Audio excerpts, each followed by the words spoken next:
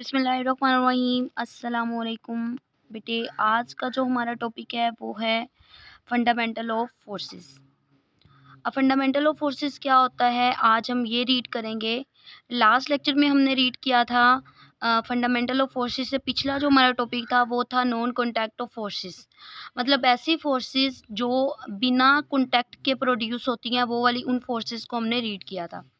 Okay, आज जो हमारा टॉपिक है वो है फंडामेंटल ऑफ फोर्सेस। अब फंडामेंटल ऑफ फोर्सेस कौन सी फोर्सेस होती हैं बेटा? ये हमारे पास वो वाली फोर्सेस होती हैं जो बहुत ज़्यादा ज़रूरी होती हैं, या क्या होती हैं, बुनियादी फोर्सेस।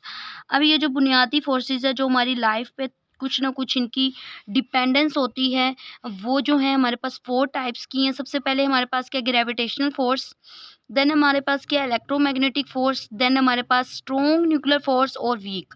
अब ग्रेविटेशनल फोर्स क्या होती है? ये जो नॉन कॉन्टैक्ट ऑफ फोर्सेस हमने जो टॉपिक रीड किया था उसमें हम ग्रेविटेशनल फोर्स को जो है रीड कर चुके हैं। कोई भी बॉडी जब हम उसे ऊपर फेंकते हैं, जब किसी भी बॉडी को हम ऊपर फेंकते हैं, उसके वापस आने के पीछे जो हमारे पास फोर्स होती है उस फोर्स को हम क्या कहते हैं, ग्रेविटेशनल फोर्स। मतलब अगर मैंने बाल पॉइंट को ऊपर फेंका है तो बाल पॉइंट जो है वो ऊपर रुकी नहीं रहेगी, स्टे नहीं करेगी, बल्कि वो दोबारा से वापस कहाँ आएगी, ज़मीन की तरफ आएगी। वो जो उसका ज़मीन की तरफ वापस मूवमेंट करना है, एक मूवमेंट देना, उस मूवमेंट को हम क्या कहते हैं, ग्रेविटेशनल फोर्स।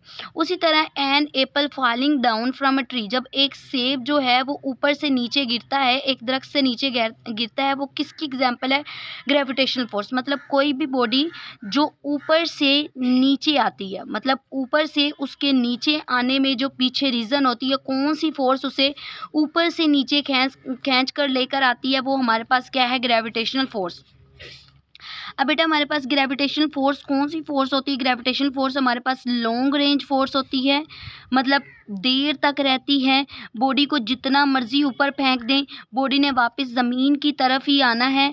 ये हमारे पास न्यूटन लॉ ऑफ ग्रेविटेशन जो है इसको डिस्क्राइब करता है, जिसमें हमारे पास सबसे पहले फोर्स इज इक्वल है G(m1 m2 और r²।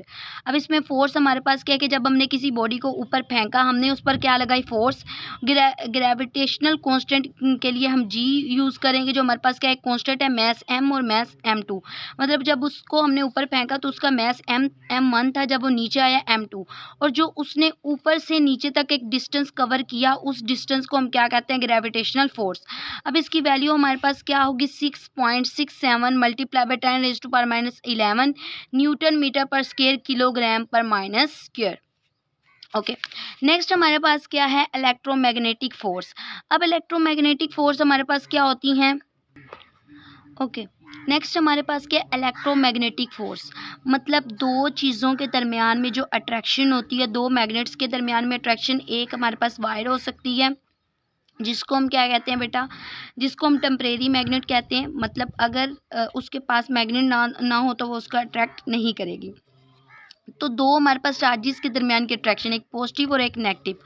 पॉजिटिव और नेगेटिव चार्जेस के दरमियान की अट्रैक्शन हमारे पास क्या कहलाती है, इलेक्ट्रोमैग्नेटिक फोर्स। उसके दरमियान में जो अट्रैक्शन होती है वो इलेक्ट्रोमैग्नेटिक फोर्स की वजह से होती है।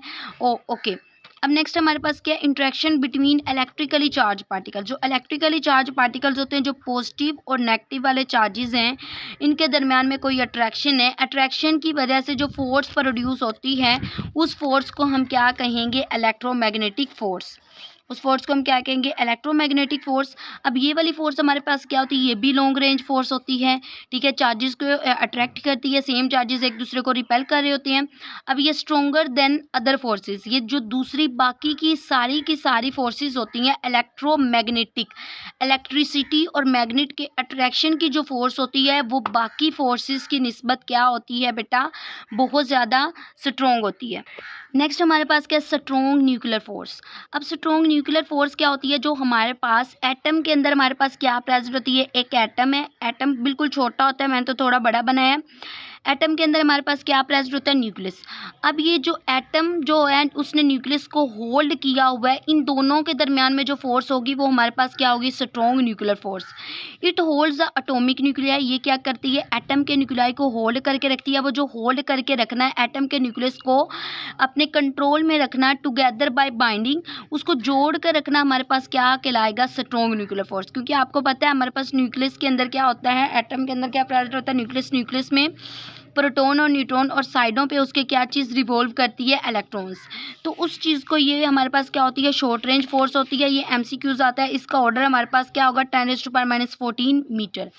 अब नेक्स्ट हमारे पास क्या है, वीक न्यूक्लियर फोर्सेस। अब वीक न्यूक्लियर फोर्सेस क्या होती हैं बेटा, हमारे पास weak nuclear forces is a radioactive decay of atoms. एक एटम को तोड़ने वाली फोर्सेस, मतलब एक एटम अगर हमारे पास टूट रहा है, रेडियो एक्टिव का मतलब होता है कि उसके छोटे छोटे पीसेस में उसको क्या करना, चेंज कर देना। वो जो उसकी फोर्स होती है उसको चेंज करने वाली, इसके डिके की जिम्मेदार होती है। एक एटम का जो डिके होता है उसमें न्यूट्रॉन अलहदा हो जाते हैं, प्रोटॉन अलहदा हो जाते हैं, मतलब न्यूट्रॉन भी अलहदा होंगे, प्रोटॉन भी अलहदा होंगे।